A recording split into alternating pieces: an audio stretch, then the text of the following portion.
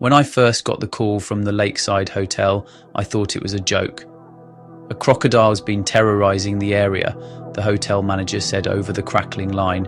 It's eaten several goats, a few dogs. We need it dealt with. We need you.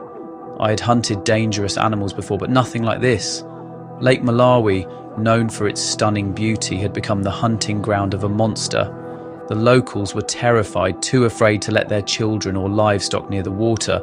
The lodge had tried to keep things quiet, but after the latest attack, and with rumours of a villager barely escaping with his life, the manager had no choice but to call me in. When I arrived at the lodge, the air was thick with unease. The staff kept their heads low as they loaded my gear into the boat. The locals wouldn't even approach the shore. This was no ordinary crocodile. They knew it, and so did I. The first few days were spent scouting the area, talking to villagers. They spoke in hushed tones, all recounting the same tale. Animals disappearing in the dead of night, followed by a splash, then silence. A few had seen it, a hulking shadow moving through the reeds. No one had gotten a clear look, except for the enormous head barely breaking the surface of the lake.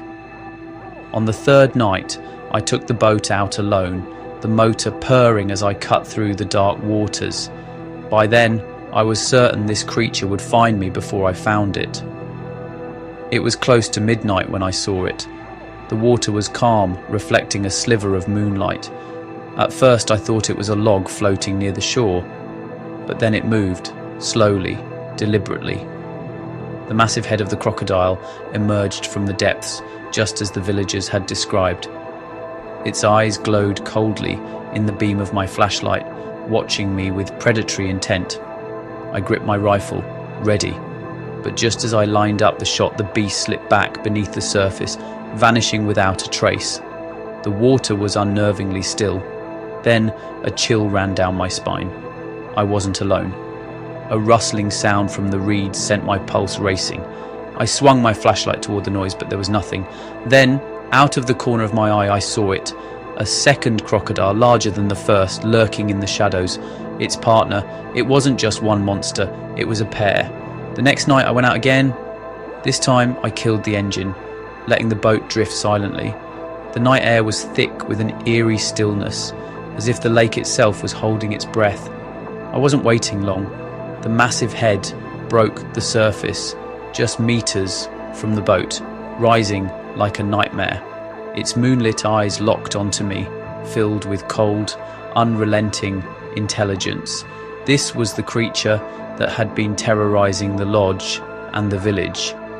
The one they had called me to kill. There was no time for hesitation. The crocodile began moving toward me, its enormous body still submerged, sending ripples toward the boat. Its jaws opened slightly, and I knew it was preparing to strike. I fired. The rifle's crack split the night. The shot hit true, and the beast thrashed violently, its powerful body churning the water in a frenzy. For a moment, I thought it might capsize the boat, but with one final, desperate shudder, it stilled. The water around it turned dark with blood, and Lake Monster's terror was no more. I sat in silence, heart pounding, watching its massive body float lifelessly in the water.